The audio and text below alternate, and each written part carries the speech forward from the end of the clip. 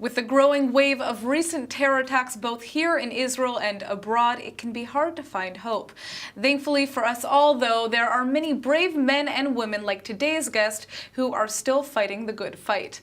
IDF Major General Uzi Dayan is a former head of Israel's National Security Council, former National Security Advisor to the Israeli Prime Ministers Barak and Sharon, and remains a leading strategist in Israel's defense establishment. He joins us today to talk about what is and can be done in the war against terror. Thanks so much for coming in. Shalom, Natasha. So to begin, there are a lot of different issues that Israel is facing, and Hamas in the Gaza Strip is one of the major threats. Just yesterday, Hamas threatened to surprise Israel during any future prisoner exchanges. What kind of surprise do you think Hamas is speaking about, and are they bluffing? Should we truly be concerned over here? I think they are bluffing, but at the same time, terrorism can take you many places, and we are pretty vulnerable, as you said. I think I have to say from the beginning, you talked about waves of terrorism. It's not waves, it's actually battles. We are in a war of terrorism. There is a regional war in the Middle East. More than 500,000 people were already murdered.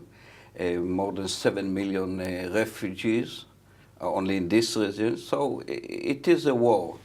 And one of the main factors of this war is terrorism, or in other words, if you don't fight terrorism effectively, you are not going to win this war. And Hamas is one of the enemies still in Gaza. Terrorism is not an existential threat, but it's a strategic one, which means if you don't fight terrorism effectively, you leave the key to any progress in the hands of some terrorism. So speaking of fighting, this threat effectively, what can you tell us about the new security barrier, the wall that's being built both underground and above ground along the Gaza Strip border? It is important, but it's not that important. People are exaggerating the role of this underground war. Israel is much stronger than the Hamas.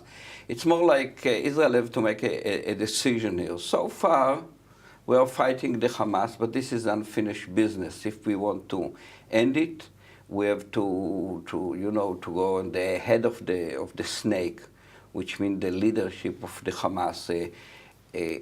Countries like Israel can beat terrorism, and the way to do it is to threat their existence, which means the territory or their leadership.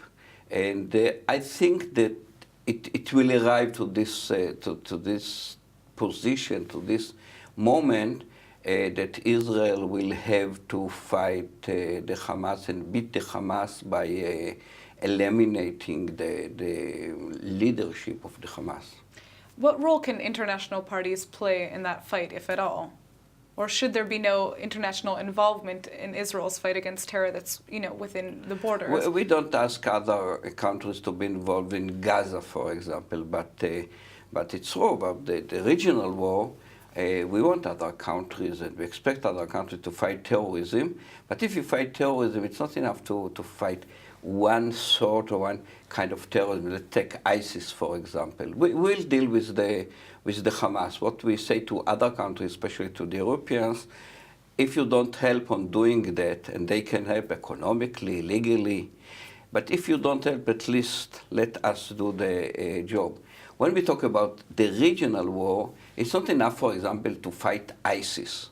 Because if you fight ISIS effectively, and I don't see that it's really done those days, but if you fight ISIS effectively and fight only ISIS, you play to the hands of whom? Of Bashar al-Assad, the Russians, and Iran. So once you fight terrorism, and you have to fight terrorism, you have to fight all kind of sort of terrorism. And speaking of that, one of the main issues that we've been seeing happening here in Israel, especially in the past couple of weeks, is young Palestinians, teenagers who are throwing rocks, bottles, getting involved in violence using social media to help carry out attacks. How should Israel be confronting this issue? First of all, by fighting back, as I said, you have to recognize, first of all, that we are talking about a war on terrorism. It's not like the old wars, the classic wars, but this is a war. And the way to win such a war is by combining 5 different efforts. The political one, for example, we want the Palestinian Authority to take side here and to help, especially against incitement, etc. A military one, as we can see. And then there is a legal effort and economical effort going after the money. And finally, also the everything to do with the media, especially on those young people, is why they do it. They do it because they are supported by their neighborhood. So I was talking about a legal effort, for example, is also to punish their family. Only by combining these 5 efforts into a fist and use it for a long time, we can win terrorism. And what are we doing actually? It's continue to build our Jewish democratic state. So terrorism in the long run does not win. It can hurt sometimes badly. But if you take, for example, we are talking English or American audience, if you think about 9/11, it was a very painful blow. But where Osama bin Laden and all this organization, Al-Qaeda, etc., is here, and where is the United States? Now, this resolution with UNESCO that just came out, essentially ignoring and denying Jewish ties to the holiest sites in Jerusalem, what kind of impact do you think that that's going to have on the Palestinian people who, are fighting for what they believe is the right peace? I don't think it will have a huge impact. We feel very strongly about it, but I mean to say it's more stupidity and ignorance than a powerful a weapon.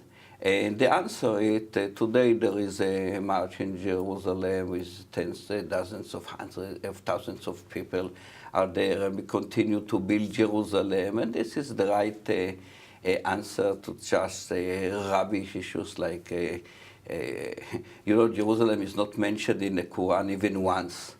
So we don't say that there is not a place to all religions in Jerusalem, but say that Jerusalem is not, I don't know, belongs to the Palestinians more to the Jewish people is like saying that Moses actually, his name was Musa, etc.